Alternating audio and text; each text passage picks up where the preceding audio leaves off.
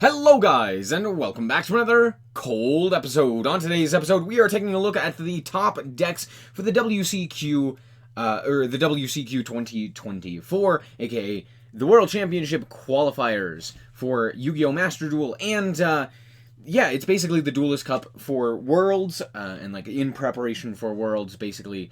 And so there are different regional qualifiers and stuff like that. We're going to take a look at some of the best decks. I don't think it's all of the top 100 as of yet, but this page will consistently get updated. It's currently here on MasterDuelMeta.com. You can find it pretty easily. But yeah, it's just a compilation of all of the top decks. We're going to go through, we're going to look at what the metagame was, what the top tables were. Because for me, I didn't play against, I played against a lot of like Horus and a bunch of other like random decks. Like I played a ton of Sky Striker, but I would imagine that's not what was happening at the quote-unquote top tables, even though they're not really tables. So we're gonna go through and look at the top decks. I'm expecting a lot of Fire King, Snake Eye, just Snake Eye in general. More specifically, like the Poplar stuff, because the two best decks I think are Fire King, Snake Eye, and then Rescue Ace with the Snake Eye engine, aka the Poplar Diabellstar stuff. So those are the two top decks that I'm expecting, with lots of like Tearlaments, Labyrinth, maybe a few decks here or there, like a Mathmech or like these big combo decks of the like. That's kind of what I'm expecting. So we're just gonna hop into this, and yeah, there was a reason I was doing what I was doing, because I knew the top deck, well, the second place deck, the Japanese rank 1 player for the regional qualifier is it's Fire King Snake Eye. And it's a pretty standard list, all things considered, for Fire King Snake Eye. I don't think there's anything out of the ordinary. Even the 41 cards isn't too weird. But like this is a very stock standard list. I guess the only interesting thing here is playing Gamma, but Gamma is like really good as a hand trap right now. But everything else is very standard. Given the fact that we have the Volcanics, a lot more people are playing the second Garunix to give you access to that additional 8 and stuff like that. The 2 Promethean Princess, sure, absolutely. I would expect this to actually come around. I saw a lot of Kashira as well, so having that second Promethean Princess in there as kind of just like a to kind of play around that Kashira stuff does make sense. But yeah, this is the number 2 globally, but the number 1 player in Japan. As you can see, we are missing quite a few of the deck lists from specifically the first place and second place players from specific regions. So we're not going to see all of those, but we still have lots of the top 100 deck lists, which is why I still wanted to go over this. And yeah, number 1 is Rescue Ace. I actually called this. I posted a poll asking, hey, what do you think the number 1 deck list is going to be? And I put my vote in for Rescue Ace, but 80% of the people said Fire King Snake Eye, and so yeah, Rescue Ace, there it is. Here's the thing, whenever it comes to any major event, if you are the top deck just doesn't win. It just never wins. If you're expecting Snake Eye to win in the current metagame in the TCG, it just never does. I don't know how it happens, but it's just consistent every single time. They'll get to the finals consistently, but very rarely, if they are up against any other deck, will they win. It's been that way for so long. You have like I want to say like a 50-50 shot, even in Tier 0, where you're getting an actual best deck winner. It's very funny, but overall, kind of funny. This, I would say, is the second best deck overall, though, so it's not really too surprising. Also, ew, they used the alt artwork for Ash Blossom. Cringe. But overall, like, there's nothing really too interesting here. 45 cards is actually pretty standard. You kind of want to play more cards in the Rescue Ace variant so that you can basically not draw your bricks. So this does make a bit more sense, and I would overall say that it's a good thing. Nothing really too interesting here. 2 SP Little Knight. As I said, Kashira was pretty prominent, but also just in the Rescue Ace stuff, going through 1 SP is pretty consistent, so playing that second one does matter a little bit. And the OCGs literally just put it to 1, so it would have mattered here. No, it wouldn't. I'm lying to you. We also have, obviously, this deck list, which we just saw. We have the rank 4, which, hey, that's branded. 53 cards. I have no idea what's going on with branded players. They always come up with the weirdest stuff, and it just somehow works. Yeah, branded just kind of does its own thing. I could not tell you as to why this is the case. I do not play branded, or I should say, I haven't played branded enough to really say why this works, what the ideas behind this are, and just overall anything. 53 with grass? Sure, why not? If you know more about branded, let me know as to some of the decisions. I'd love to know the theory behind any of this, because it looks silly to me. But branded plays so very differently. So, there you go. We have more Snake Eyes. More specifically, Fire King Snake Eye. Again, another 41 card list. This looks the exact same as the previous list that we had already looked at. So, maybe people in the same circle, or just coming to the same conclusions, being like, hey, no, this one has a Nibiru instead of the Prosperity. But that's basically it. No, hold on. Oh, they're not playing Gamma. They're instead playing Valor. So there's that. Maybe Gamma's a little bit better than Valor as of right now. Gamma's actually really, really good right now. So decks that can play and use Gamma are very, very strong. The main reason for this, I would imagine, is due to the fact that, hey, if I normal summon a Snake Eye monster, or like I normal summon Snake Eye Ash, I normal summon Hydrant, I activate that effect, Gamma turns off the monster and puts it into the grave, and gets rid of that material. Because that one single material can kind of do a lot, especially with things like Snake Eye Ash and stuff and such. So having access to that is very nice. It also deals with Maxi very well. So if you're going for like, if you grab Wanted or something like that, or if your opponent fires during the standby phase a Maxi, you get to punish them by activating Gamma. There's a bunch of things like that. So overall, like it makes sense as to why Gamma is pretty good. We have Tearlament. I kind of expected this. Tearlaments almost always are 40 card lists, mostly due to the fact that you want to mill specific cards, and adding additional cards just hits that consistency, so you don't really want to do that. I've seen lists not play Ash or Maxi. This list is playing Ash, Maxi, and Super Poly as like quote unquote going second cards, but just like as additional interactions. But for the most part, Tier can kind of just play through established boards pretty effectively, especially if they draw like a super polymerization or what have you, and they can set up boards really efficiently as well. This looks pretty normal. The only interesting thing here is card destruction. Pretty good card overall. It makes sense, but I don't like giving my opponent draws, so I personally don't like this card. But yeah, high roll. Why not? Overall, though, makes sense. 2 Heartbeat is something I've seen a little bit more often with Tearlament as of late, and I think the reason for this, I don't know specifically if there is like one particular thing that this is for, but I think this is more of a generic, like, oh, a lot of back row exists now. But in particular, what I've thought of is, hey, this hits the field spells for both Fire King and for Snake Eye, which is great. But then on top of that, it also, if Flomberg puts anything into the back row, you can just shuffle it back, and now that Flomberg can't get your monster, or can't get its own monster, which is pretty good. So overall, it's okay.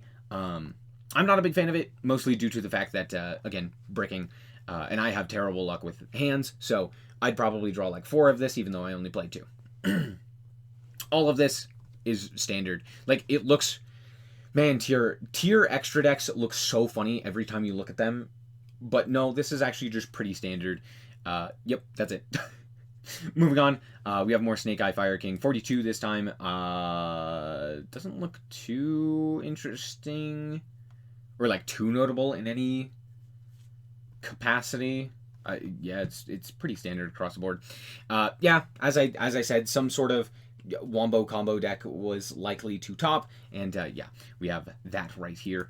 These decks always tend to do well in these events, mostly because if you just combo going first, you just win the game. And if you can slow down your opponent enough to where you can establish said combo, and just win the game off of that singular combo, you do just kind of win the game. So that's likely what's happening here. With these lists. I'm not going to try and explain this because honestly, I have no idea what's going on here. And I'm not going to try and figure out what is. Purrely has been seeing a resurgence as of late. And yeah, this deck's good. When good players play it, I know Rain, or I've seen Rain, I should say. They've topped, I think, a couple of other events. But yeah, overall, Purrely is a very good deck. Just holistically right now. The one delicious memory makes it a little bit more difficult, but I've heard a lot of people be like, oh, this deck's not as good, this deck's not worth playing, and I think a lot of it is just Master Duel players not knowing how to play the deck, and Purrely is a difficult deck. Just gonna straight up say it. It is not a simple deck to just pick up and play and win with. You do actually have to understand not only what your deck does, but more so what every single one of these little interactions do, for both as material as well as for what they do as like protection, as well as like how to trigger like specific things and stuff like that. So it's very wonky. Also, deck building is a nightmare with this deck with the limitations and stuff like that. So it's just a little bit more difficult to play and to comprehend. So there you go. Anyway, more Snake Eye. This one actually playing Subversion. I think the other ones were not playing Subversion. Yeah, so this is a bit weird. Not bad, but yeah, but just slightly different. Playing instead the one Subversion as removal. More Fire King Snake Eye. More Rescue Ace as well. Again, kind of expected. This amalgamation of nonsense. I mean, I don't know what I expected, but yeah, okay. Yeah. There's just a bunch of different engines. Sales ban. Oh no.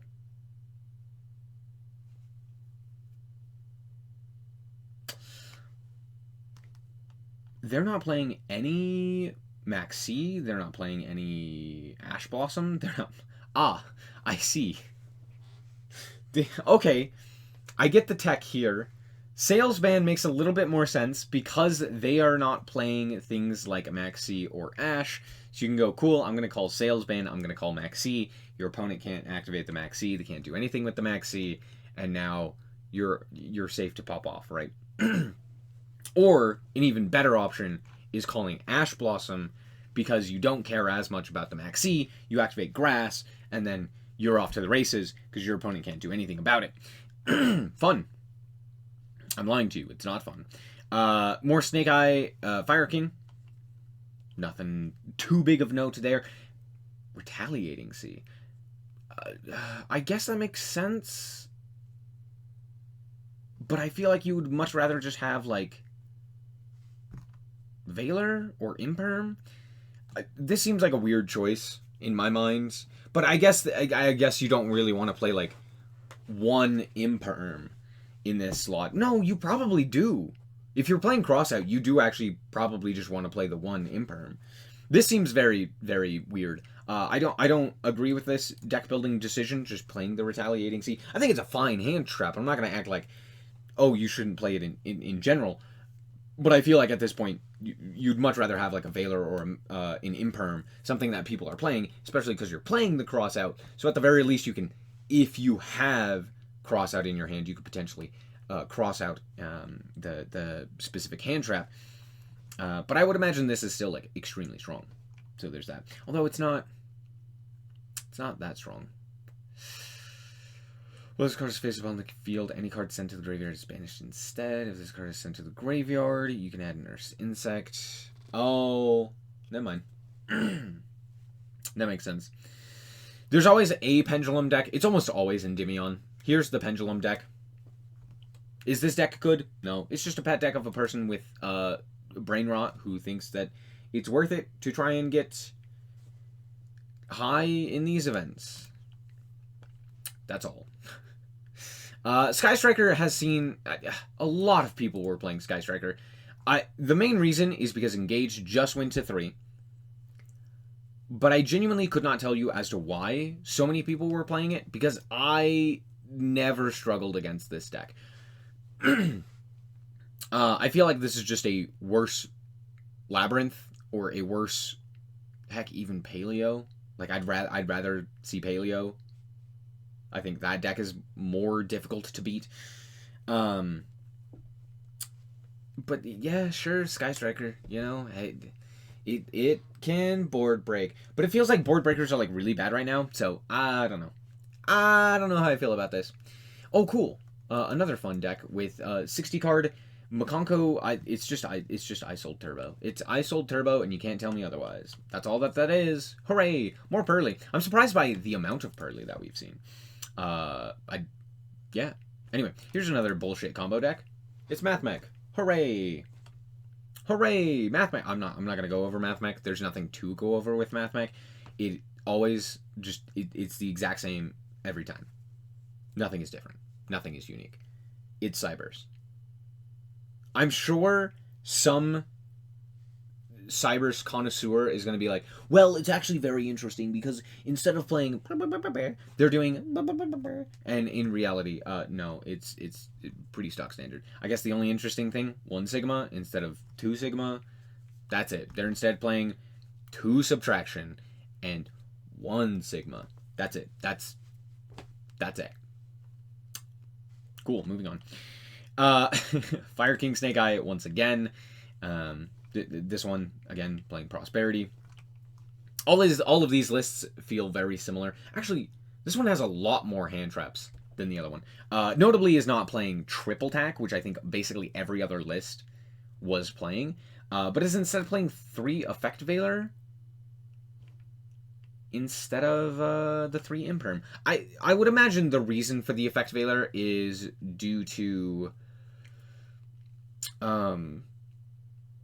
Max C. It's slightly better with Max C. Hey, if I have a guy on my field, I can't really Imperm. If I have anything on my field, I can't really Imperm. So why not play Veiler instead? Makes sense. Don't necessarily agree. Don't necessarily disagree. Another 60 card tier amalgamation. 3 Rainbow Bridge of Salvation with 1 target. Oh, that would go terribly for me. But hey, if it works for them. Another 42 card list, again with Subversion. Kind of interesting. More Snake Eye Fire King. Lots of Snake Eye Fire King, as I expected. But honestly, so far we haven't seen that much of it. Most of the other decks above the 80s were a wider range of decks. It's still, I would say it's still mostly dominated by the Fire King Snake Eye. Not dominated. The largest representation is the Fire King Snake Eye, with a wider range of other decks being definitely competitive. But yeah, here we have more Fire King, more Rescue Ace, more Cybers. Hooray. Purrely, more Purrely. It seems that Purrely has kind of solidified in the way that it's started to deck build. You're playing hand traps, you're playing yeeps, and that's it.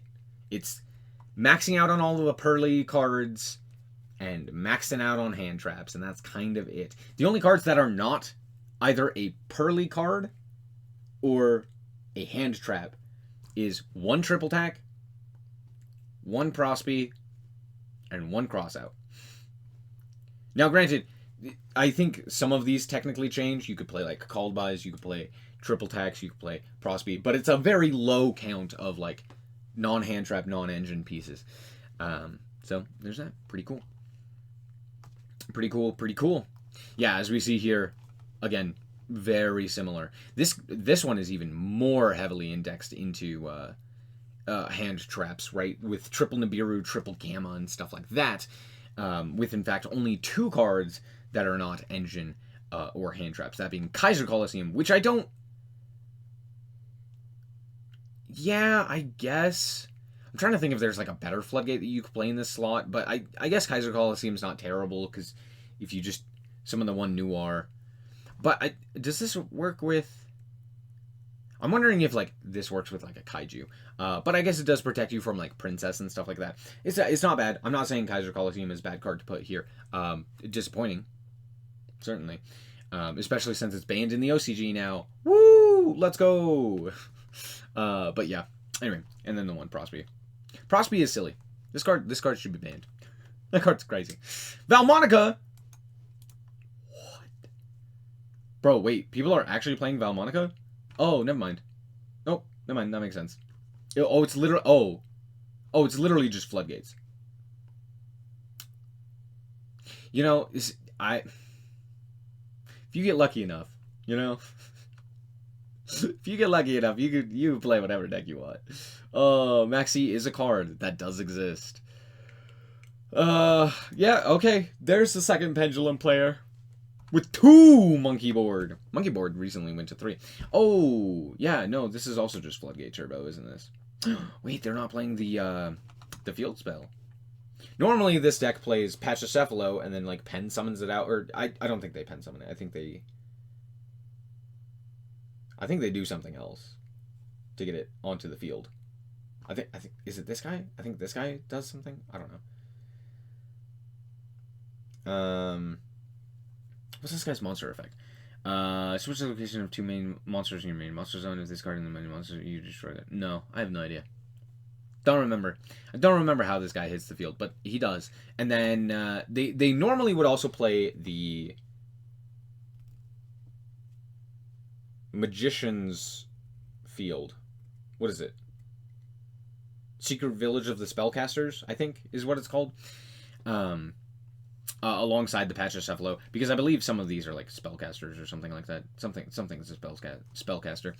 And so they just like leave a spellcaster on their field, and then the Pachycephalo and just floodgate you out of the game by not being able to activate anything, which is fun. This is a weird list. We may have to play this, because I've seen it thrice now. And it's just Tear, Snake Eye, Horus, the deck. It's just the best engines in the game, the deck. And this is what you can do with that Grass Looks Greener, you know? Now, I know some people really do like that Grass Looks Greener. I am not one of those people. I think grass ultimately just creates an auto-win button for a lot of decks, which I don't find very enjoyable to play against, nor to play. I think for deck building, sure, it's interesting, it's unique, you play 60 cards, it allows for this weird dynamic in Yu-Gi-Oh! Where you actually play to that cap and not to just like the lower end, like most decks do. But my issue is, cool, you found the card, I didn't draw the out, you win the game, which I don't like. I'm not a fan of those style of cards. So, interesting, may have to play this deck though, because it is very interesting. More Cyberse shenanigans and flow! No! Birds are gonna get hit again! No! Konami, I swear, if you do anything to the birds, they didn't deserve it. They didn't do anything. There's no reason for them to be limited in any capacity. Please, do not limit the birds! They did nothing wrong. Bro's not even playing Maxi. Hold on. He said, nah, it's fine, I will simply draw Shifter. And then decided to play cards like Imperm and lose a turn. You know, hey, 3 SP? Okay, this has to be a joke. I refuse to believe that they're playing 3 SP, 3 Anima, 3 Link Karibo, and 2 Avermax. Actually, with how insane these people are, just any of the people who get top 100 in these events, I honestly... Yeah, that's not too surprising. But, pretty interesting. Lots of... honestly, nothing... Now that I'm saying it, there was nothing really too unexpected here. I know a lot of people are going to be like, whoa, Valmonica, that's crazy. But honestly, Valmonica's pretty... Yeah, I kind of expected someone to get up there with Valmonica. 1, it's a waifu deck. 2, it's a pendulum deck. 3, it's a new deck. And 4, it's a rogue deck. Some people are just crazy enough to be able to be like, I'm gonna do this thing, and it's gonna be funny. And then they ruin their entire health and well-being just to make it funny. But overall, yeah, this is pretty much what I expected. Lots of Fire King Snake Eye, lots of Snake Eye as just like an engine, which is pretty interesting, and a bunch of other stuff like that. But overall, pretty much what I expected. Nothing really too interesting. At least for me, right? Lots of weird big combo decks. I guess the big breakout deck is the 60 card amalgamation of cards, basically the 60 card like engine deck. This one happens to be playing the Thunder Dragons, but overall, like, yeah, this feels very in line with what I expected. I think a lot of people may have expected more Snake Eye or more Fire King, but it's very difficult for these events to be dominated by a singular deck, because if they do become dominated by a singular deck, oftentimes it's better to switch off of that. We saw this with Tearlament in particular. Tearlament was by far the best deck. Everyone was playing that for a really long time. And then when that started happening, Sprite actually just became the better deck to be playing, especially at that high end, because, yeah, it just had a better matchup against Tear than Tear did, and it was easier to play. So a lot of the players started switching to Sprite and stuff like that because it just ended up being better. So for the most part, it just, like, the way that the environment works, it doesn't really work well for having a singular deck kind of dominating or doing that well. So overall, you know, it's interesting. Yeah, that's all. Anyway, let me know down below what you guys thought about this. Did you expect less Snake Eye? Did you expect more Snake Eye? Did you expect to see a deck that you haven't yet? I don't think there was a single lab player, which is kind of interesting. But to be fair, I think like all of the big players who would normally play lab aren't, or like weren't playing lab in this event, or more specifically, weren't playing in this event. I'm pretty sure Jesse Cotton wasn't playing because I think he already got his invite. I could be wrong about that one. I know Ryan Yu wasn't playing because he already got his invite, and he topped the previous two, or he topped like 2 Duelist Cups in a row with Lab. And so, yeah, that's basically it. Yeah, that's basically it. Anyway, thank you guys so much for watching. Hopefully you guys did enjoy. If you did, I like it very much. Appreciate it. And remember to always stay frosty. Bye-bye. Shout out to the Frost Guard, my members. Thank you guys so much for the support, and I hope you enjoy the content.